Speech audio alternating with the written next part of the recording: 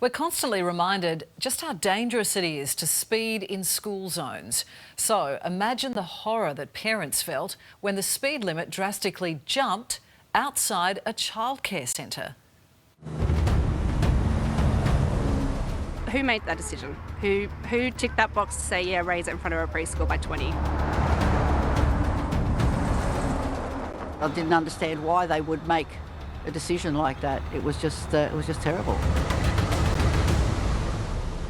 For the past 2 years, locals here in Pitt Town have been campaigning for the speed limit to be dropped after a truck flipped here, right in the centre of town. This week they finally had a win, but it came with a surprise nobody wanted.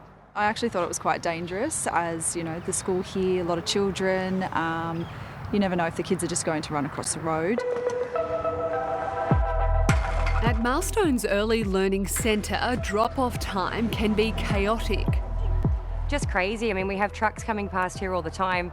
It's more about the safety of entering and exiting the facility. So imagine the shock when the speed limit jumped overnight from 60 to 80 kilometres an hour.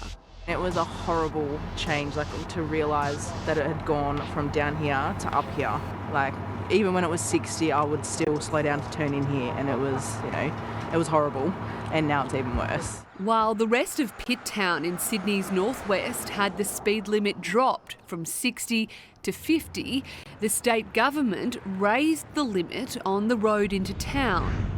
Have you ever heard of anyone lifting a speed limit 20 k's higher outside a preschool? No, I've never heard of it before. It seemed a bizarre decision. I haven't even heard of the speed limit being raised, let alone in a normal area, but in front of a preschool. Katie Mulligan has 2 children who attend the daycare.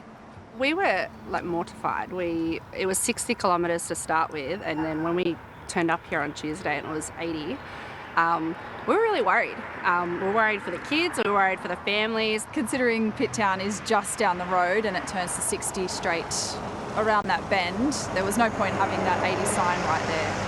Mariana Witt lives next door. She used to run the childcare centre. Even now, it's still a problem because it's supposed to be 60, but there's many people that don't even do 60. So the community swung into action, contacting the New South Wales Road Minister, John Graham. Chris Bell from the local Progress Association led the charge.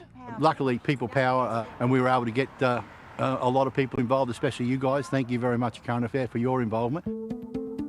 And in the dead of night, just 48 hours after crews had made the change, they were back again, changing the limit again, this time down to 50 kilometres an hour. I'm absolutely gobsmacked at how quickly they reversed the decision, how quickly the signage has changed coming into town, and you can hear now all the trucks on their air brakes now coming past, so that's what should be happening. They should be slowing down, not speeding up.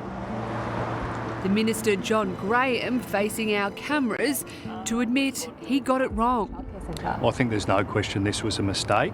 The Minister stating the department would be investigating how it happened in the first place. Look, I think it's important to own up when something like this has happened. I'm really grateful that Transport's addressed this. It's a lot quicker than sometimes these problems get fixed, but that was necessary. Very quickly. I haven't seen anything be done so quickly by a few emails and phone calls, so we were really pleased with the result. Well, we are too. It's a great win for parents and, frankly, outside a childcare centre, a great win for common sense.